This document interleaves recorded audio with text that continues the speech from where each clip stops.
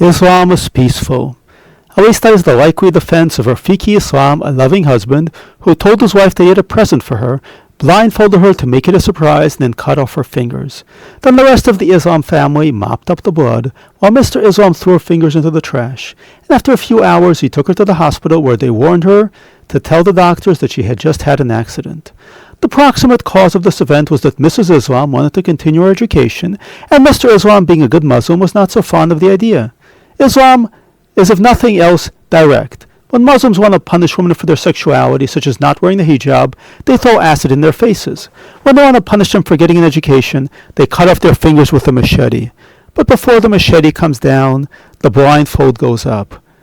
We ourselves have had quite a few Muslims asking us to put on a blindfold because they have a present for us and they don't want to spoil the surprise.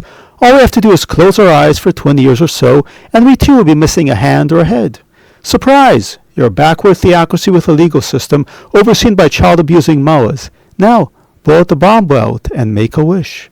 There are a number of lessons here. The first is, don't go into a room with Mr. Islam. The second is, don't put on a blindfold when he tells you there's a surprise for you. The third is, don't marry Mr. Islam in the first place. Unfortunately, the free world has been forced into an arranged marriage with Mr. Islam. One day he just showed up on our doorstep and the authorities told us we would be living with him from now on. Sometimes he cuts off a head, plants a bomb, or kills a few thousand people. But when we complain to the authorities, they warn us not to cast any aspersions on the good name of Mr. Islam.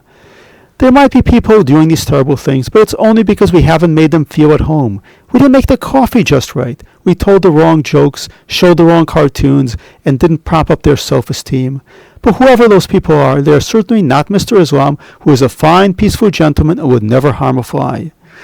There are quite a few people who'd like to be able to get a divorce from Mr. Islam, but the authorities won't hear of it.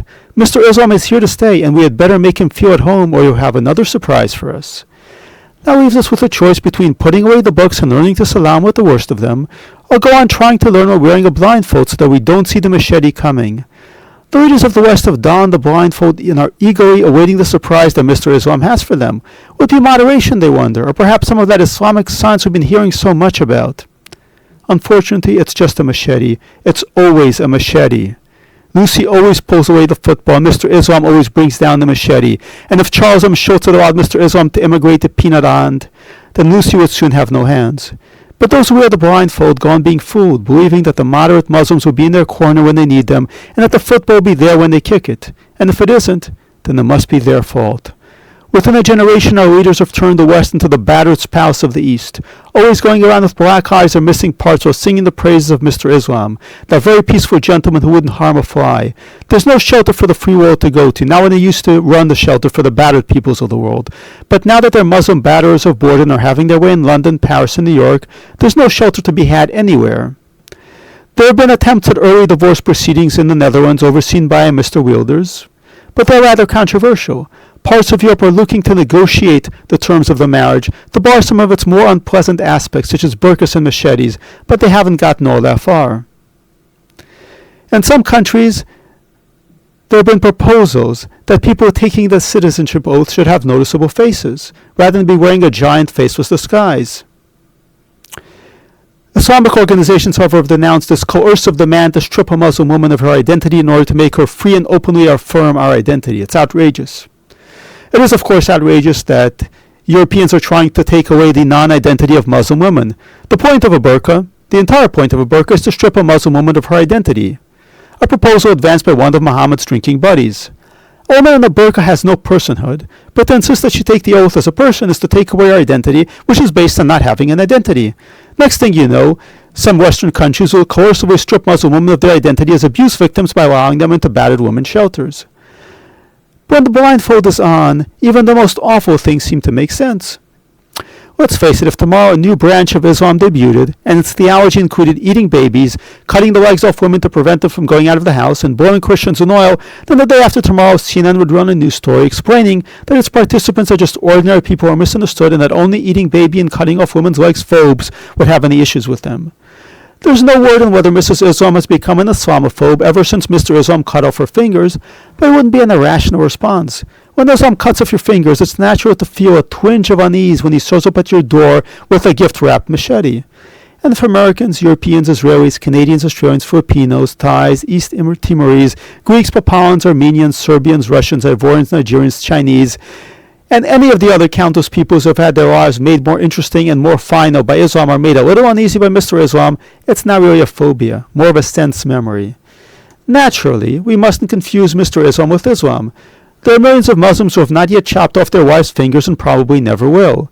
Granted, those numbers will decrease as the Taliban are back in Kabul, firing their machine guns into the air to reclaim it as the capital of this Islamic Emirate of Afghanistan. But as the media will tell us, we mustn't confuse the Islamic Emirate with Islam, or the Muslim Brotherhood with Muslims, except when the media is doing positive stories and all the good work that it's doing with the underprivileged and the excessively alive.